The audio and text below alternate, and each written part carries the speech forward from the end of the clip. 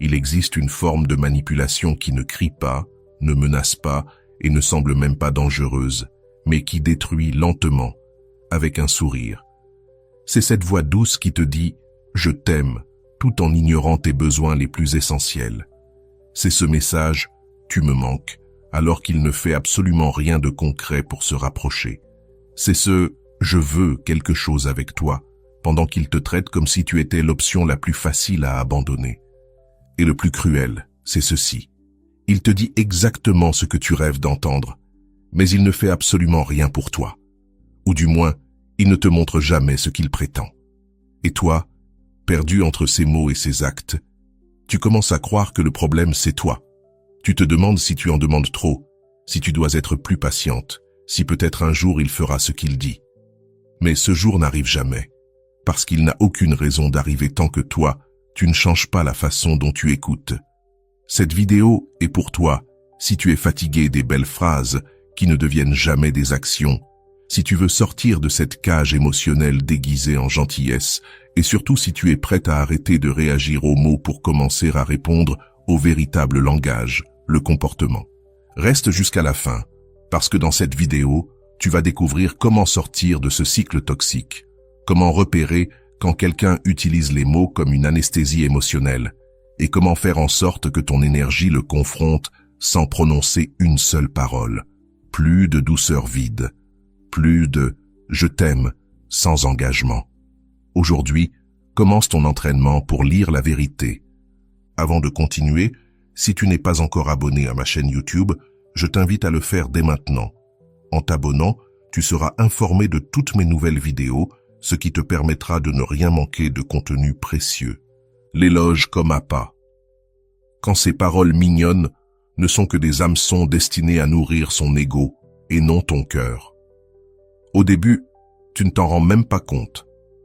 La première fois qu'il t'a dit quelque chose de beau, tu as peut-être senti que quelqu'un parlait enfin le langage de ton âme. C'est « tu me plais »,« je n'ai jamais rencontré quelqu'un comme toi »,« tu comptes pour moi ». Ils tombent comme une pluie dans un désert émotionnel. Ils te font te sentir vu, valorisé, désiré. Et ce n'est pas grave si une part de toi les a savourés. C'est humain. Le problème commence quand ces éloges restent suspendus en l'air et ne descendent jamais dans la réalité. Car ce qui vient ensuite, c'est la confusion. Il te parle bien, mais il ne s'engage pas. Il te dit des choses douces, mais disparaît. Il te promet le ciel avec sa voix, mais ne t'offre même pas sa présence. Et c'est là que le conflit commence en toi. Une part veut le croire, parce que qui ne voudrait pas que ce soit vrai? Mais une autre part ressent la fissure. Quelque chose ne colle pas. Son discours et sa conduite vivent dans deux univers différents. Et toi, tu restes coincé au milieu. Ce type d'homme ne veut pas construire avec toi. Il veut seulement savoir qu'il a toujours accès à toi. Il ne l'obtient pas par des actes, mais par des mots, des compliments calculés, des phrases conçues pour te faire fondre, mais pas pour bâtir quelque chose. C'est comme s'il avait appris exactement quoi dire pour te donner l'illusion que tout avance. Alors qu'en réalité, rien ne bouge. Le plus dangereux, ce n'est même pas ce qu'il te fait. C'est ce que tu commences à te faire à toi-même en essayant de maintenir une attente basée sur ce qu'il dit, mais ne fait jamais. C'est là que le poison émotionnel commence à circuler. Parce qu'à ce moment-là, tu ne te bats plus contre lui. Tu te bats contre toi-même, contre ton espoir, ton besoin d'y croire, ton anxiété qui interprète chaque message comme un signe de progrès. Et dans cette danse intérieure, c'est lui qui gagne. Non pas parce qu'il t'aime, mais parce qu'il nourrit son ego, en sachant qu'il reste une possibilité dans ton esprit. Et le plus fort, c'est que souvent, ce genre d'homme ne fait même pas ça par pure méchanceté. Il le fait depuis son propre vide, depuis son besoin d'être validé, admiré, désiré. Il ne te parle pas joliment par amour, mais parce qu'il sait que tu réagis joliment. Ce n'est pas une déclaration de sentiment, mais une stratégie inconsciente de domination émotionnelle. Imagine maintenant, tu attends une action qui soutienne ces paroles, mais elle n'arrive jamais. Alors tu commences à faire le travail émotionnel pour deux. Tu excuses, tu interprètes, tu minimises. Tu te dis qu'il est sûrement occupé, pas prêt, qu'il a peur d'aimer parce qu'on l'a blessé. Et plus tu trouves des explications, plus tu t'enfermes. car tu n'es plus dans une relation, tu es dans une histoire que tu inventes seul, avec les briques vides de ce qu'il t'a dit. C'est là que la vision de Jung entre en jeu. L'ombre de l'autre active ta propre ombre. Ces mots ne sont pas que des mots, ce sont des déclencheurs. Ils réveillent ton besoin d'approbation, ta blessure de ne jamais te sentir assez, ta tendance à t'attacher depuis le manque. Ce qui te fait mal, ce n'est pas ce qu'il fait, c'est ce que cela réveille en toi quand il ne fait rien. Mais continue de tout dire. Ce type de manipulation est plus dangereux qu'une trahison évidente, parce qu'elle ne se voit pas venir. Pas d'insultes, pas de cris, pas de violence. Juste des phrases douces qui ressemblent à des caresses, jusqu'au jour où tu réalises qu'elles ne t'ont jamais porté. Ce sont des mots lancés au vent que tu ramasses pour construire un château émotionnel dans lequel il n'a jamais mis les pieds, mais que toi, tu décores chaque jour avec l'espoir qu'un jour il y habitera. Et voici le plus brutal. Ce château ne l'emprisonne pas, lui, il t'emprisonne, toi. Tu deviens captive de ce que tu espères au lieu de regarder en face ce qui est déjà là. Il n'est pas là. Il n'appelle pas. Il n'agit pas. Il dit seulement. Et toi, tu attends que sa voix se transforme en acte, mais les faits ne mentent pas.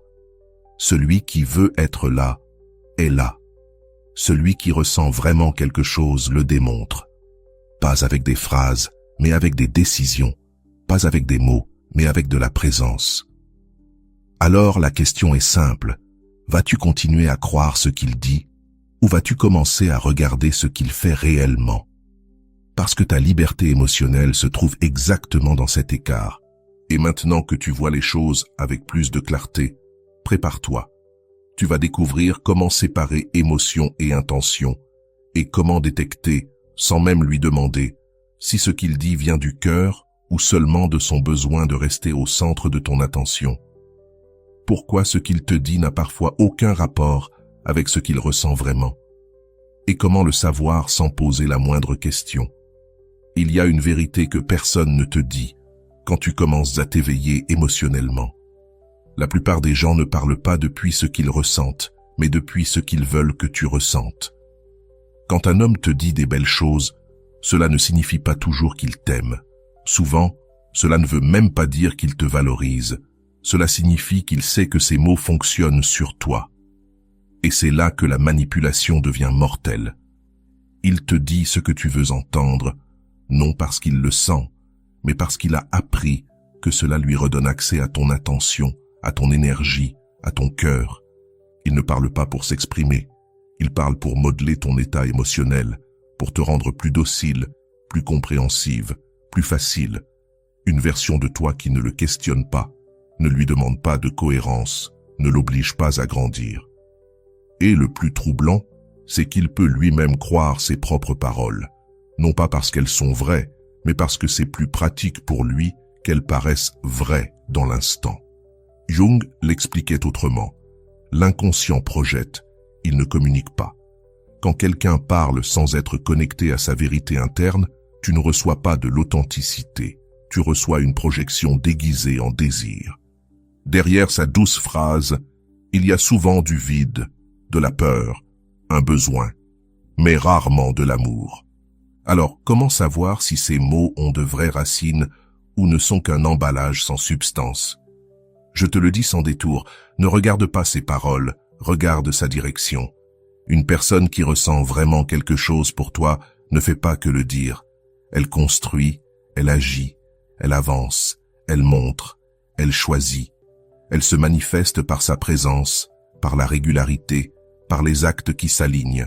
Elle te cherche, elle te donne de la place, elle te prévoit dans sa vie. Elle se réorganise émotionnellement pour te garder, non pour te perdre. Il y a des personnes qui ne font pas de magie, mais qui te font de la place. Elles n'ont pas tout résolu dans leur vie, mais elles t'intègrent dans leur processus. À l'inverse, celui qui te parle joliment mais disparaît, celui qui t'adoucit les oreilles, puis ne soutient aucune de ses promesses, n'est pas intéressé par toi. Il est intéressé par l'effet que tu produis en lui. Et ça, c'est de l'ego, pas de l'amour. Laisse-moi te raconter quelque chose pour rendre tout ça plus clair. Il y a une scène qui se répète dans beaucoup de relations. Il lui dit des choses magnifiques, lui répète qu'elle est unique, qu'il n'a jamais connecté ainsi avec personne. Elle le croit, elle s'abandonne, elle s'illuse, mais quand elle l'appelle, il ne répond pas. Quand elle a besoin de soutien, il n'est pas là. Quand elle veut avancer, il freine. Alors elle se demande, est-ce qu'il ne ressent plus la même chose? Mais cette question part d'une erreur. Il n'a jamais ressenti la même chose qu'elle. Il disait de belles choses, mais il n'y avait aucune direction émotionnelle réelle derrière ces mots. Tu n'as pas besoin de le confronter pour le découvrir.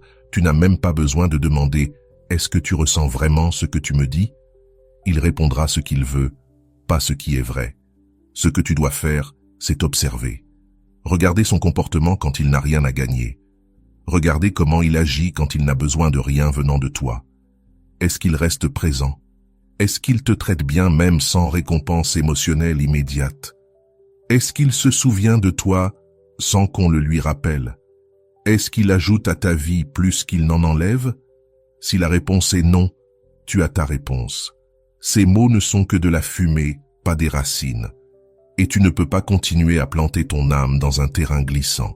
Le problème n'est pas qu'ils disent de belles choses. Le problème, c'est que tu as appris à donner automatiquement de la valeur à chaque phrase jolie, sans examiner sa provenance émotionnelle ni sa cohérence avec la réalité. L'amour réel n'a pas besoin d'être décoré. L'amour réel se voit sans être raconté. Et celui qui parle beaucoup de ce qu'il ressent mais ne le montre jamais, le fait probablement pour te convaincre, parce que lui-même n'est pas convaincu de ressentir ce qu'il dit. Voici maintenant la partie la plus difficile, mais aussi la plus libératrice. Tu n'as plus besoin de le confronter, lui. Tu dois te confronter, toi. Pourquoi continues-tu à vouloir que ces mots soient trop vrais alors que tous les faits te crient le contraire? Depuis quand la valeur d'une parole devrait-elle peser plus que le vide de sa présence? Jusqu'à quand vas-tu laisser une belle phrase te retenir dans une dynamique laide? Le changement ne commence pas quand il change ses mots. Le vrai changement commence quand toi, tu cesses d'avoir besoin que ces mots te définissent. Tu n'es pas ce qu'il dit. Tu es ce que tu t'autorises à soutenir émotionnellement. Et si tu soutiens quelque chose qui n'a pas de base, peu importe à quel point la phrase est poétique, cela finira par te briser de l'intérieur. Mais si tu apprends à écouter avec ton énergie et non avec ton cœur blessé, si tu apprends à lire ce que son âme dit dans le silence de ses actes, alors tu trouveras la clarté que tu as toujours cherchée, et tu n'auras plus besoin qu'il avoue quoi que ce soit. Tu verras, et tu agiras en conséquence. Maintenant que cette vision s'éveille en toi, prépare-toi pour la suite, car tu vas découvrir comment arrêter de te battre pour son attention et commencer à maîtriser la tienne, afin que plus rien de ce qu'il dira ne puisse te troubler. Tu vas revenir à toi, et c'est exactement ce qui va le secouer le plus. Avant de continuer, laisse-moi faire une courte pause. Peut-être que tu regardes ces vidéos depuis un moment sans t'être encore abonné. Ce n'est pas grave. Mais si ce contenu t'aide, si tu l'écoutes dans des moments importants, t'abonner maintenant avec ce petit bouton rouge est la meilleure façon de me dire « Je veux plus de ça ». Et crois-moi, ça fait toute la différence. Merci d'être ici. Maintenant, retournons au message puissant qui t'attend. Découvrons comment démasquer son « je te parle joliment » sans le confronter et le laisser se révéler tout seul. Tu n'as pas besoin de crier, de réclamer, ni de faire une scène pour que la vérité apparaisse. Parfois, tu dois simplement observer sans interrompre, agir sans prévenir et laisser son inconsistance devenir son propre miroir. Quand un homme te parle avec douceur mais que ses actions ne s'alignent pas, tu n'as pas à le forcer à admettre quoi que ce soit. Il suffit de cesser de jouer le rôle de la femme qui écoute avec excitation. Change ta position énergétique. Passe de celle qui attend quelque chose à celle qui est prête à voir ce qui est. C'est là qu'il se trahira tout seul, sans même s'en rendre compte. Avant de t'expliquer comment faire, laisse-moi te raconter l'histoire d'Ariadna. Ariadna est arrivée en consultation épuisée émotionnellement, mais toujours amoureuse. L'homme avec qui elle était, si on pouvait appeler ça une relation, était un charmeur avec les mots. Sa manière de parler la faisait se sentir comme une déesse. Il lui disait qu'elle était spéciale, qu'elle provoquait en lui ce qu'aucune autre femme n'avait provoqué, qu'il voulait quelque chose de réel avec elle. Mais ensuite, il disparaissait. Parfois 3 jours, parfois une semaine. Quand il revenait, il avait une excuse. Trop de travail, des problèmes familiaux, du stress. Et il revenait avec encore plus de belles paroles, comme si son absence n'avait été qu'une pause, pas une fuite.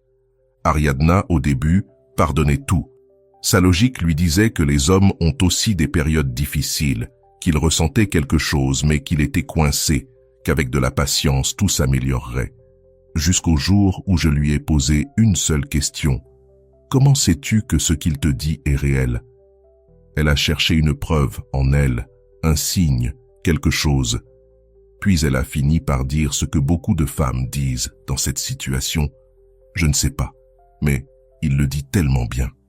Et voilà, c'était ça le piège. Ariadna ne croyait pas en lui. Elle croyait dans le sentiment que ses mots lui faisaient ressentir. Elle croyait en son propre besoin que tout cela soit vrai. Je lui ai alors proposé un exercice simple mais radical. Je lui ai dit, la prochaine fois qu'il te dit quelque chose de joli, ne réponds pas avec émotion. Réponds avec calme. Pas depuis l'enthousiasme, mais depuis la curiosité. Ne dis ni moi aussi, ni merci. Réponds simplement quelque chose comme c'est intéressant que tu dises ça. Et observe. Elle l'a fait. Et ce qui s'est passé ensuite a été révélateur. Quand Ariadna ne lui a pas offert la réaction émotionnelle qu'il attendait, il a perdu le contrôle de la conversation. Il a commencé à demander si tout allait bien, à la presser de dire ce qu'elle pensait, à chercher désespérément cette réponse enthousiaste qui le nourrissait autrefois. Elle, silencieuse, calme, observait. En moins de 5 minutes, il a commencé à se justifier sans qu'elle ne lui demande rien. Je sais que je n'ai pas été très présent, mais ça ne veut pas dire que tu ne comptes pas pour moi. Je sais que parfois j'ai l'air froid, mais tu sais que je ressens des choses. Je ne sais pas toujours comment m'exprimer, mais crois-moi, tu comptes pour moi. Ariadna n'avait rien demandé. Elle avait seulement cessé de réagir. Et il s'est trahi. Quand un homme se justifie spontanément, alors que tu ne lui reproches rien, c'est que son inconscient sait qu'il agit mal. Il veut seulement s'assurer que tu continues de croire ses mots au lieu de regarder ses actes. Et tu sais quel a été le plus puissant? Après cette conversation, Ariadna m'a dit, pour la première fois, je n'ai pas eu besoin de lui demander des explications. Ce que j'ai vu était tellement clair que ça m'a enlevé le bandeau. C'est ça, la magie de l'observation consciente. Quand tu ne cours plus derrière, quand tu arrêtes de mendier une explication et que tu transformes chaque interaction en un test émotionnel, le véritable contenu de son âme commence à remonter à la surface. Car il ne fait plus face à une femme illusionnée, mais à une femme éveillée. Et ça le dérange, parce que son jeu ne fonctionne que tant que toi, tu ne sais pas que c'est un jeu. Une femme qui ne réagit plus comme il s'y attend l'oblige à être sincère avec lui-même. Et pour un homme qui parle joliment mais n'aime pas vraiment, c'est une menace. Tu n'as pas besoin de lui dire « Je ne te crois plus ». Tu as seulement besoin d'arrêter d'agir comme si tu y croyais encore. Tu n'as pas besoin de lui demander « Tu m'aimes vraiment ?» Il te suffit d'observer si sa vie a réellement une place pour toi, ou s'il ne te cherche que lorsqu'il a besoin de combler son vide intérieur. Parce qu'un homme qui parle beau mais agit froid n'a pas besoin d'être confronté. Il a besoin que tu te retires de son théâtre. Et quand tu le fais sans drame, sans reproche, son scénario n'a plus aucun sens. C'est ça, le pouvoir d'une femme réveillée. C'est le pouvoir d'une femme qui ne réagit plus aux promesses, mais aux réalités. Et maintenant que tu commences à comprendre, prépare-toi. Dans le point suivant, je vais te révéler comment arrêter de tomber dans son charme verbal et commencer à projeter une énergie qui l'oblige soit à s'élever, soit à s'éloigner. Et crois-moi, c'est exactement ce qui le confronte le plus. Le nouveau langage énergétique, écoute ça attentivement. Il ne s'agit pas de ce que tu dis, il ne s'agit même pas de ce que tu fais, il s'agit de l'énergie depuis laquelle tu agis. Si jusqu'à maintenant il continue de te parler joliment, sans jamais montrer d'action réelle, c'est parce que, même si tu es déjà en colère, blessée ou confuse, il perçoit encore que son scénario fonctionne sur toi. Comment le perçoit-il? À travers chaque geste qui le valide, même si tu crois le mettre à l'épreuve. À travers chaque regard que tu lui donnes, même si tu penses l'évaluer. À travers chaque réponse rapide, chaque ha ha ha forcé, chaque ok cordial alors que tu es pleine de ressentiment. Ton attitude, même silencieuse, lui parle plus fort que n'importe quel reproche. Et si ton énergie continue de lui dire « Je suis encore ému quand tu m'écris, j'ai encore de l'espoir, je suis disponible dès que tu veux bien redevenir charmant », alors il ne changera jamais. Parce qu'il n'en a pas besoin. L'énergie ne ment jamais. C'est exactement ce que Carl Jung expliquait.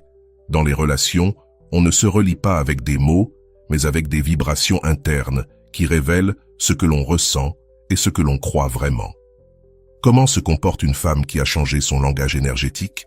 Ce n'est pas celle qui le bloque du jour au lendemain. Ce n'est pas celle qui envoie des piques passives agressives. Ce n'est pas celle qui fait un silence stratégique pour provoquer une réaction. C'est la femme qui n'a plus besoin qu'il change pour être en paix. C'est la femme qui ne s'illusionne plus avec le même discours recyclé.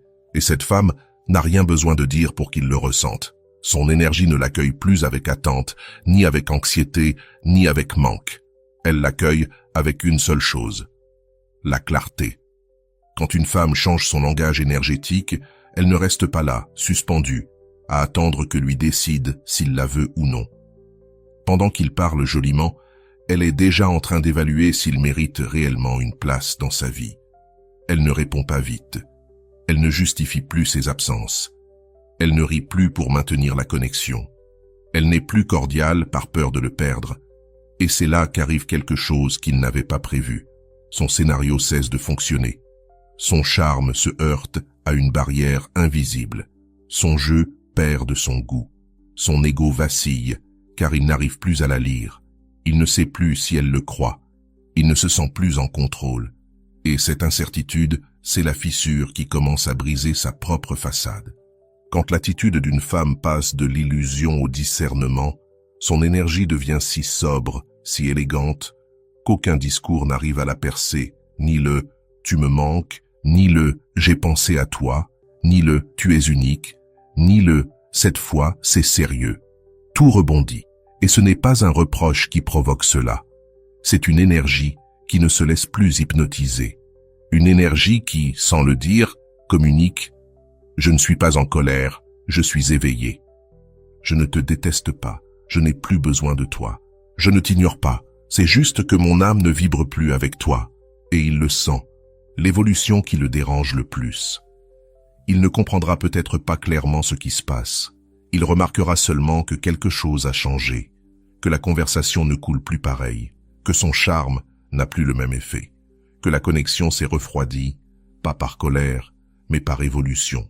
Et ça, c'est ce qui menace le plus un homme qui sait séduire avec des mots, mais qui n'a pas la structure émotionnelle pour aimer avec des actes. Parce que cela le met face à une femme qui ne peut plus être hypnotisée.